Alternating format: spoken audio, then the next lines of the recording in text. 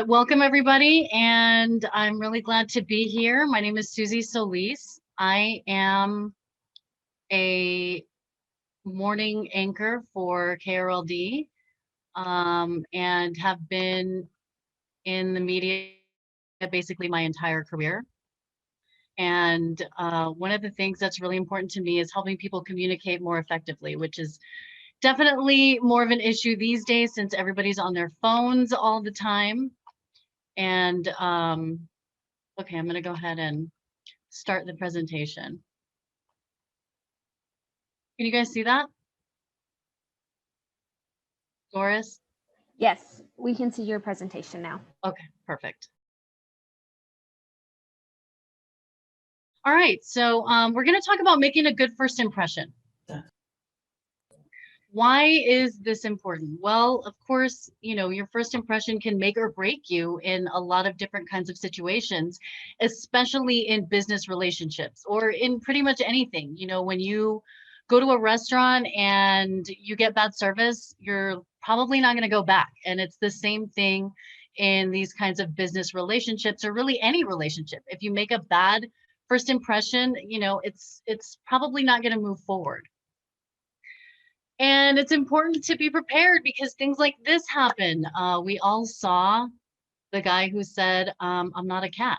Well, you know, it's important to always be prepared, especially in this kind of Zoom world that we're living in right now. Obviously, there's a lot of things that can happen technically. And so it's important to always be prepared for these kinds of situations. You're always communicating everything that you do, what you wear, what you say, the car you drive, everything about you is always communicating. So you want to make sure that you're saying what you mean. A lot of people sometimes take it for granted. And in reality, it's one of the most important things. So what I always do, I'm going to talk to you as if you guys are about to go into a job interview or meet someone for a business relationship. So what I always do before anything, any meeting that I have, any sort of presentation, including this one, is I set an intention. And what that means is beforehand, before the meeting, I always set an intention. For example, in this case, I said, you know, this is going to be a great presentation. I'm going to feel confident. I'm going to feel great. And it's important that you do that, I think, before any kind of important meeting, especially if you're nervous about it. It kind of gives you just a good foundation to starting the conversation and going in with a clear and positive state of mind. So let's talk about body language. Body language can be either a conduit barrier to making connections with people. And a lot of times, you know, that's the first thing that we see or notice about someone. If someone's giving you side eye, if someone's got their back turned to you, these are obvious things that they're saying to you without using words that, you know, maybe they don't want to communicate at this moment. So it's really important, you know, when you're in these kinds of situations where you're meeting someone new, to be open. Business is all about building relationships, and relationships begin with first impressions. So it's always important to be open. And I always tell people kind of use what's called a caring face, which is look people directly in the eyes with an open face. And that means facing that person face to face. And then always smile.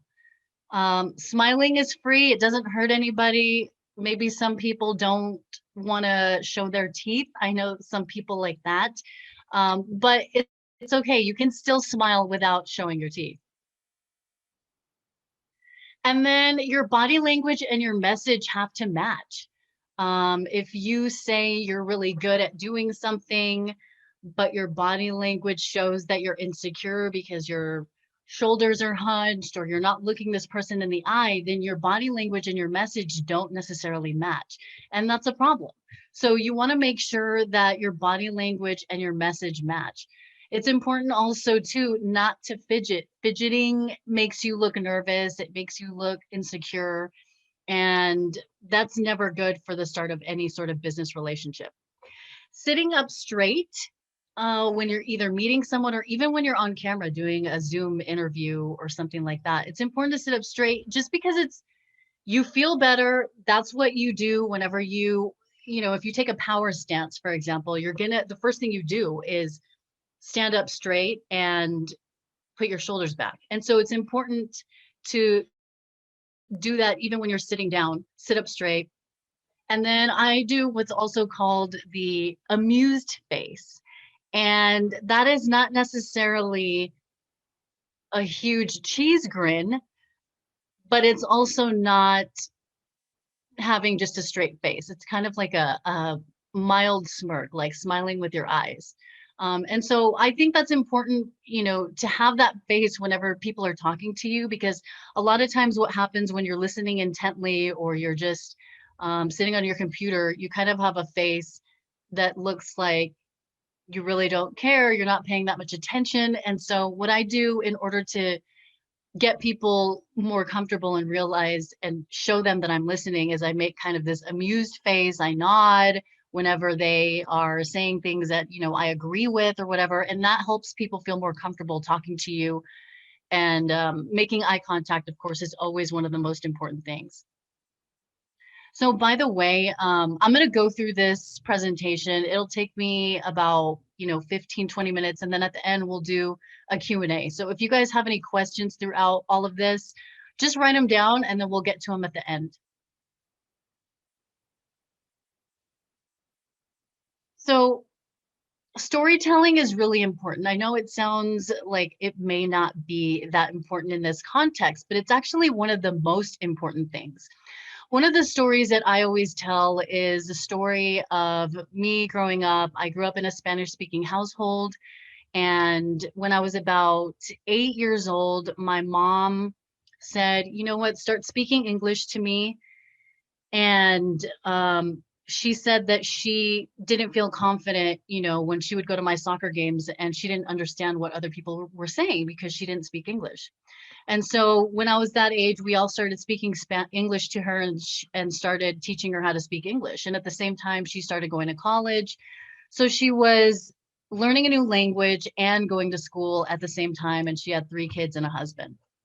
And so I saw her graduate from college when she was 42 years old. And for me, that's something that I'll never forget because it just showed me that, what excuse do I have? I can speak both English and Spanish, and I have no excuse to not follow my dreams. I saw my mom do that for herself. And so the reason why I tell this story is I think it says a lot about me without me having to say. And a story is just something that allows you to build familiarity. It allows you to build trust. It's more engaging, and good stories make things easier to remember. So what is that story for you? What story are you telling whenever you're doing an interview or about the motivation? What is your why? Why are you doing this? Why are you getting into nursing or whatever field you're trying to get into? What is that story? And it's always important to have that story ready to go because I think it tells people a lot about you in a way that also allows you to sort of start building that familiarity and that trust. Also, really important to use a clear voice. I think this is a major issue with people these days who are not used to maybe talking to people. You don't want to make the person that you're talking to struggle to hear you. And there's a difference between, yelling and projecting. Yelling, you're using your throat. So if you yell a lot, your throat's going to hurt. But if you're projecting, which is coming from your diaphragm and you're speaking from the back of your throat and you're using clear communication, that's going to be something that anyone is going to appreciate. It's never fun when you're having to ask over and over again, what? I can't hear you, or can you say that again? It just makes people feel uncomfortable. So and I know if you're an introvert or somebody who doesn't like to talk loud, that it can be a difficult thing to do. But it's really important, especially, if you're doing an interview for a job, that you use a clear voice and Because if you don't use a high voice or a voice that allows people to hear you, then people are going to think you're insecure, and that's what it comes off as. And that's not a good thing, especially when you're trying to get a job. So you want to know who your audience is. Who are you speaking to? Who's actually doing the interview, and what's important to them? And so you want to make sure that your answers are kind of geared toward what is important to them. When you're in an interview, you always want to do research on that company. What kind of company culture do they have? Is it somewhere that you even want to work? Um, Sometimes if you see that they don't have a culture that you like, then it might not be the best place for you. And when you're in an interview, you always want to ask questions. Asking questions shows that you've done your research and that you're engaged in the interview, and that you actually care, and you know that it's important to ask questions. So definitely make sure that you have some questions beforehand that you want to know or ask. Because when you're in the moment, sometimes you tend to forget things because people get nervous when they're put on the spot. So what's an elevator pitch? Well, you want to identify what your goal is. What is the objective of this elevator speech? And for you all as college students, it's going to be getting your job for the very first time, your first professional job. So you want to explain, what you do. What is it that you're going to do, or what is it that you are trying to do?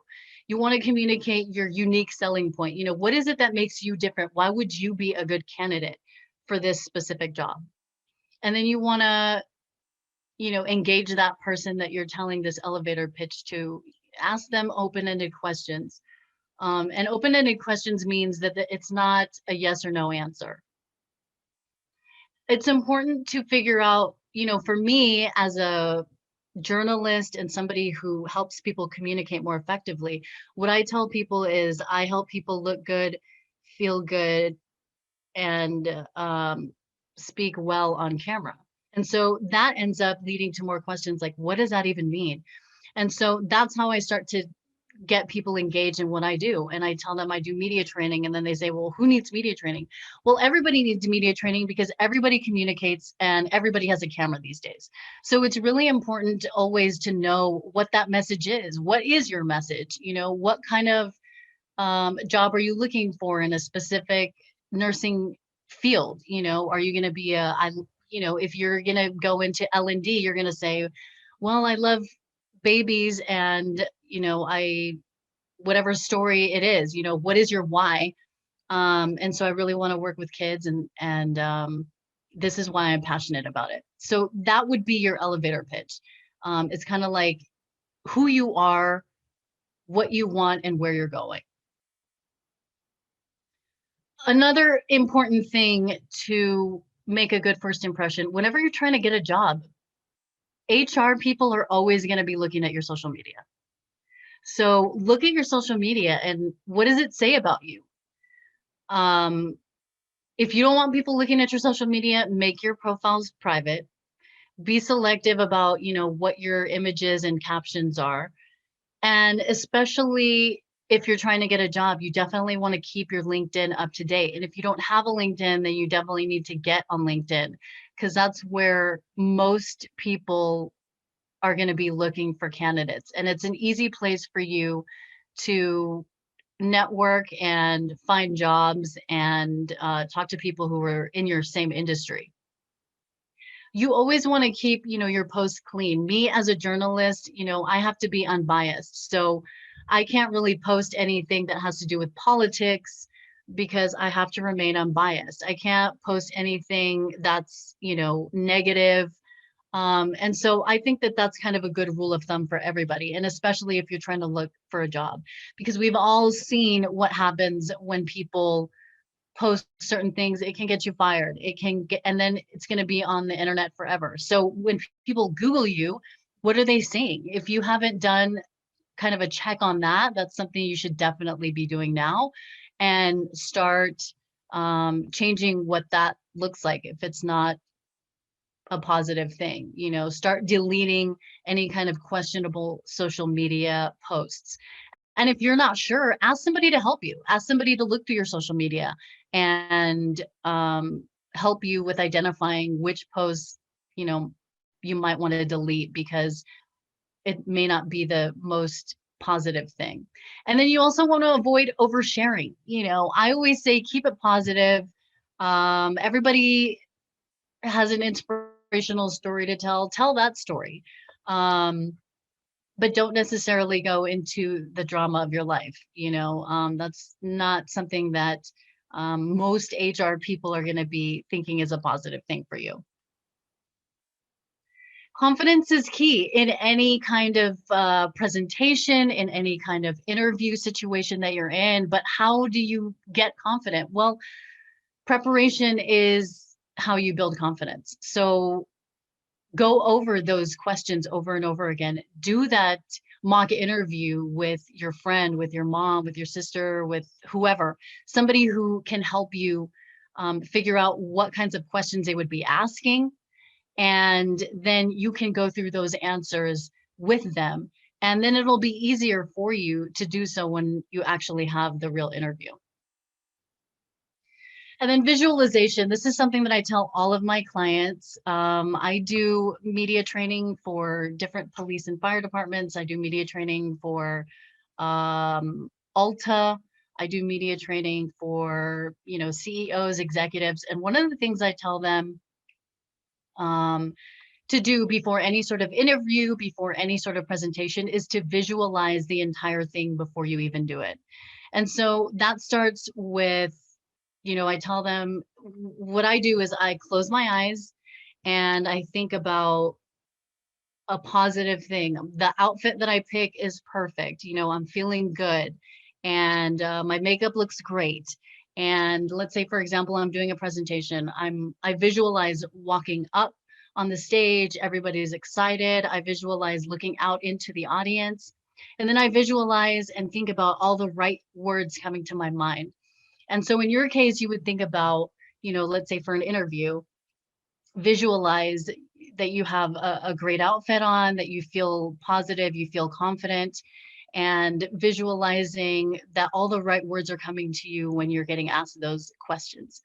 And so when you go through the visualization of the entire thing, it makes you feel better. And when you finally do it in real life, it's a lot easier to do because you've kind of already gone through it in your head. So that's it. Any questions? Please turn on your mics.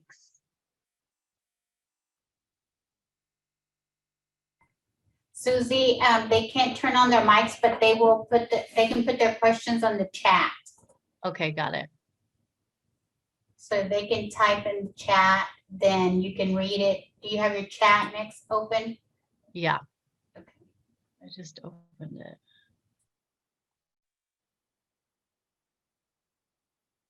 Okay, any questions?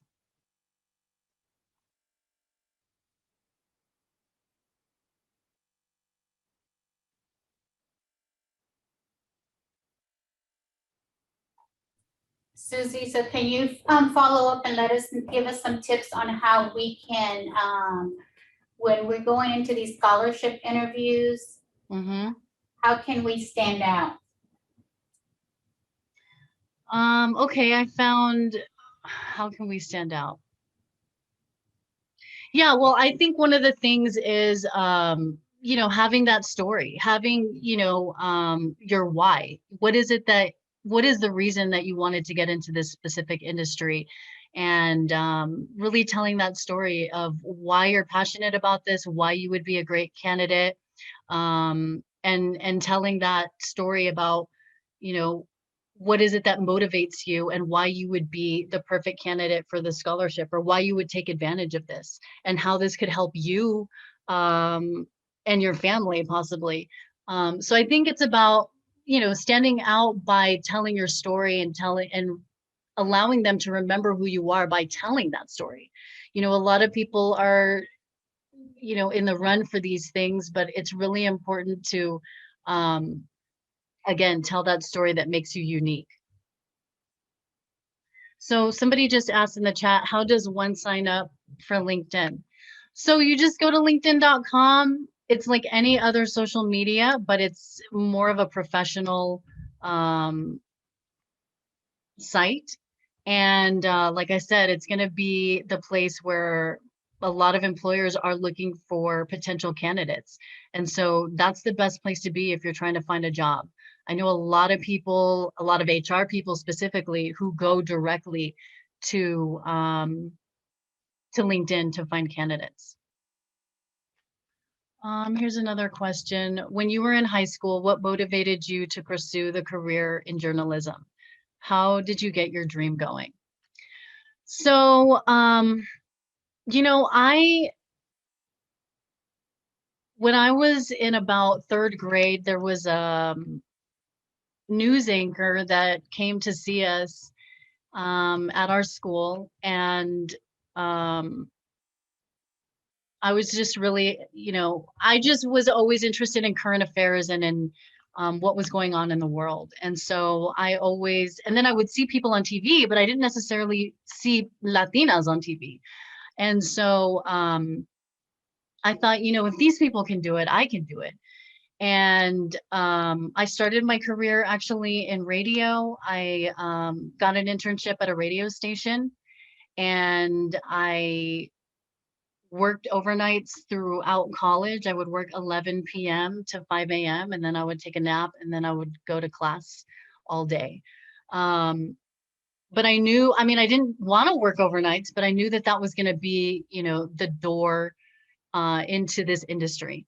And that's exactly what it was. And so radio really taught me a lot about how to be able to ad lib, how to think on my feet, how to be able to communicate with people, and just be quick.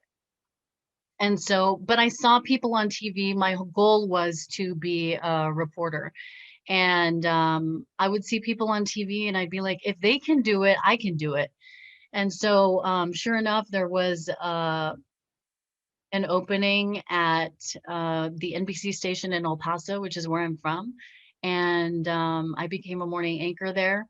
And I think the thing that also inspired me to become a journalist was that I could affect change. I could be the person, the advocate for people who didn't necessarily have a voice. And so, okay, now my video's up. And so I really like the fact that I would be able to be the advocate for people who didn't necessarily have a voice. And that's one thing that really drew me to journalism, is being able to help people and ask the questions that are going to be able to help people. And so I was a reporter in Dallas for 8 years. And then I started doing media training. I always tell people, I would interview all kinds of people, really smart people who were great at their jobs. But then when I would put them on camera, they would freak out. That little red button on the camera would make everybody freak out. And I just thought to myself, it doesn't have to be like this. Let me help you. And so now that's how I started my business, is doing media training for police and fire departments. And I'm still going. So it's been great. And then I got, called out of radio retirement by KRLD. And so, yeah, I've been at KRLD now as a morning anchor for the past 2 years, and still doing media training on the side. So it's been great. Okay, here's another question. What advice do you give to high school seniors about how to position themselves as they are preparing for college? Well, I always say, well, especially in journalism, one of the things that they tell us is you're only as good as your contacts. And so what they mean by that is get to know people in the industry that you want to be in. And so if you want to be in nursing, I would say, get that internship, do as many internships as you can, get to know as many people in the industry, learn if it's really what you want to do, and get involved as much as you can, as early as you can, because that's how you're going to see if it's something that you really want to move forward with. Because I had interns when I was at Channel 5, and they would see what it was really like for us on a day-to-day basis. And they said, you know, this is too much. I don't think I can do this. And I said, well, don't feel bad. That's what an internship is for, is to really learn if this is for you. And so that's the purpose. So I would say, you know, if there's something that you think you want to do, just try it. Try and get into it. Try and meet people in that industry and see if it's something that you really want to move forward with. What else?